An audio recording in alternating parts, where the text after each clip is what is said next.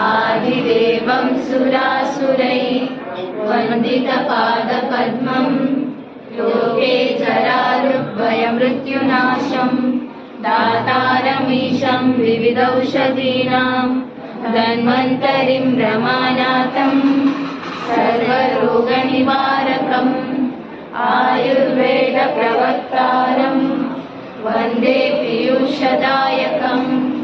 सर्वे जनाः सुखिनो भवन्तु, सर्वे सन्तु निरामया। ॐ शान्ति शान्ति शान्तिः। ॐ श्री धन्वन्तरये नमः। ॐ श्री धन्वन्तरये नमः। ॐ श्री धन्वन्तरये नमः। ॐ श्री धन्वन्तरये नमः।